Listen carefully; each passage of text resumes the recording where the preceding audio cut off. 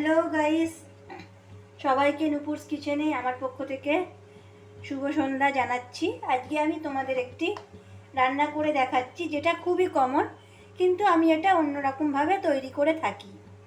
এখানে আমি ঘুগনি বানিয়ে দেখাচ্ছি। ঘুগনিটা যেহেতু খুব কমন একটা রান্না, তো আমি সেই জন্য আমার মতন করে আমি বানিয়ে দেখাচ্ছি। ঘুগনি রান্নাটা কিন্তু খুবই কমন, তোমরা যে যেরকম পারো বানাতে পারো। কড়াইতে আমি সামান্য সাদা তেল দিয়ে দিয়েছি। তেলের মধ্যে দিয়ে দিচ্ছি একটা তেজপাতা, সামান্য সাদা জিরে। এখানে কিন্তু আমি সাদা তেলে দেখাচ্ছি, তোমরা চাইলে এটা সর্ষের তেলেও করতে পারো। দিয়ে দিচ্ছি কয়েকটা চেরা কাঁচা লঙ্কা, তোমরা চাইলে শুকনো লঙ্কাও অ্যাড করতে পারো। আমি এখানে দিয়ে দিচ্ছি কাঁচা লঙ্কা। এবারে আমি ঘুগনিটা পেঁয়াজ দিয়ে করে দেখাচ্ছি, কারণ ঘুগনিটা কিন্তু আমি পেঁয়াজ দিয়ে বানাচ্ছি। তোমরা চাইলে যদি নিরামিষ খেতে চাও, পেঁয়াজ রসুনটা স্কিপ করতে পারো।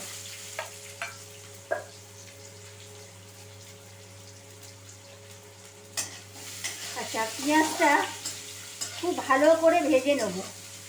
পেঁয়াজটা একটু ব্রাউন করে ভেজে নিতে হবে। আচ্ছা, সামান্য আমি নুন দিয়ে দিচ্ছি যাতে পেঁয়াজটা খুব তাড়াতাড়ি সফট হয়ে যায়। এখানে আমি নুন দিয়ে দিচ্ছি, কিন্তু গ্যাসের ফ্লেমটা কিন্তু আমি এখানে কমিয়ে রাখছি। গ্যাসের ফ্লেমটা যদি হাই করে রাখি, পেঁয়াজটা পুড়ে যাওয়ার সম্ভাবনা আছে। তো সেই জন্য আমি পেঁয়াজটা হালকা একদম একটু ব্রাউন করে আমাকে পেঁয়াজটা ভেজে নিতে হবে। আচ্ছা, পেঁয়াজটা আমার ভাজা হয়ে গেছে। পেঁয়াজটা বেশি ব্রাউন করে ভাজবো না, তাতে পুড়ে যাবে। এখানে আমি অ্যাড করছি 1 চামচ জিঞ্জার গার্লিক পেস্ট, মানে আদা রসুন বাটা। আচ্ছা, এই আদা রসুন বাটাটা দেওয়ার সাথে সাথে আমি আরও কিছুক্ষণ একটু নেড়ে নেব।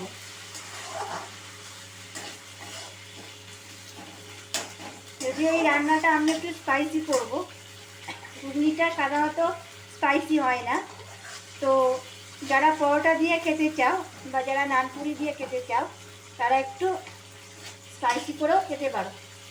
এবার আমি এখানে একটা জিনিস দিয়ে দিচ্ছি, এটা টমেটোটাকে আমি তোমাদের দেখিয়ে দিচ্ছি। টমেটোটাকে আমি সেদ্ধ করে নিয়েছিলাম। তোমরা চাইলে পেস্টও করতে পারো বা কুচিও দিতে পারো। সেদ্ধ করলে তাড়াতাড়ি এটা সফট হয়ে যায়, আর তাহলে মশলাটা কষাতেও আমার সুবিধা হবে।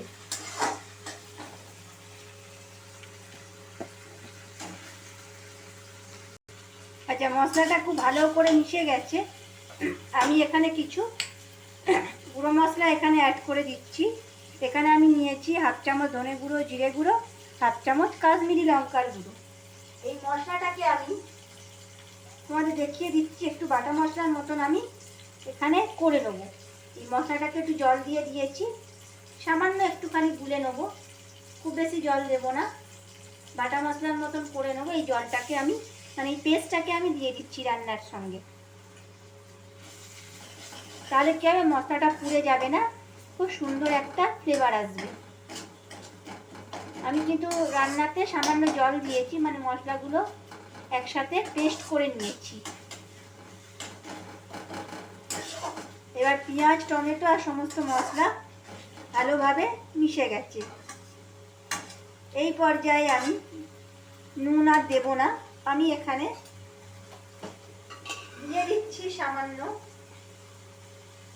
আগে থেকে নুন হলুদ দিয়ে সেদ্ধ করা মটর আর আলু।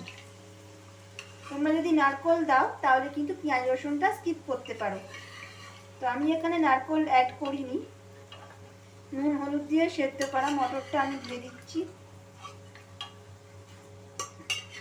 আচ্ছা, এখানে কিন্তু আমি জলটা দিচ্ছি না, শুধুমাত্র মটর আর আলুগুলো আমি এখানে অ্যাড করে দিচ্ছি।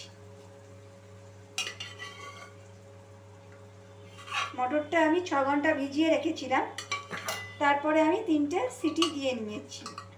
খুব বেশি সিটি দেবে না, তাহলে মটরটা কিন্তু গলে যাওয়ার সম্ভাবনা থাকে।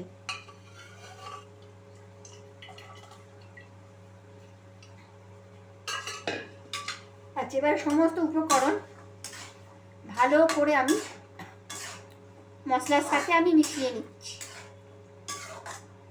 ভালোভাবে আমি মিশিয়ে নেবো, জাস্ট একটু ভালো করে কষিয়ে নেবো।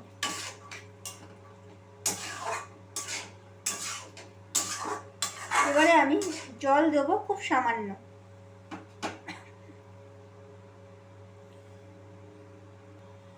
এবারে আমি জলটা দেওয়ার আগে সামান্য আমি চানা মশলা অ্যাড করে দিলাম। এটা দিলে কি হবে, খাবারটা আরও সুন্দর একটা টেস্ট আসবে। যেহেতু আমি এটা একটু স্পাইসি করছি, আর যেহেতু আগে থেকে আমি সেদ্ধ করার সময় হলুদ দিয়েছিলাম, তাই আমি আর হলুদটা দিলাম না। এবার আমি সামান্য নুন দিচ্ছি। যদিও মটরটা সেদ্ধ করার সময় আমার নুন দেওয়া ছিল, তাও খুব সামান্য আমি নুন অ্যাড করে দিচ্ছি। এবার আমি খুব সামান্য জল দিচ্ছি। জল দিয়ে আরও কিছুক্ষণ আমি ভালোভাবে আমি মিশিয়ে নেব। এবারে আমি ঢাকনা দিয়ে ঢেকে দেবো। ঢাকনা দিয়ে ঢেকে দিচ্ছি ঝোলটা যাতে ফুটে ওঠে। গ্যাসের ফ্লেমটা কিন্তু এক্ষেত্রে মিডিয়ামই রাখবেন। আচ্ছা, এবার ঘুগনিটা হয়ে গেছে। আমি সামান্য গরম মশলা ছড়িয়ে দিলাম। গরম মশলা দিয়ে আমি গ্যাসের ফ্লেমটা একটু বন্ধ রাখছি। এবারে আমি এখানে অ্যাড করছি সামান্য গুঁড়ো মশলা। মানে এই মশলাটা হচ্ছে ঘুগনির মশলা। এই মশলাটা হচ্ছে গোটা ধনে, গোটা জিরে আর গোটা শুকনো লঙ্কা, তেজপাতা একসাথে ড্রাই রোস্ট করা হয়েছে। এই মশলাটা দিলে ঘুগনির স্বাদটা একটু বেড়ে যায়। তো দেখতেই পাচ্ছেন আমি খুব সুন্দর একটা ঘুগনি প্রিপেয়ার করলাম। তো আমি যেরকমভাবে বানালাম, তোমরাও একইভাবে বানিয়ে খেতে পারো, অবশ্যই খেতে ভালো লাগবে। যারা নিরামিষ পছন্দ করো তারা পেঁয়াজ রসুনটা স্কিপ করতে পারো। তো আমি তো এখানে আমিষ ঘুগনি বানিয়ে দেখালাম, তো অসুবিধা নেই। এইরকমভাবেই বানাও, বাড়ির সকলকে খাওয়াবে। ধন্যবাদ, ভালো থাকবে।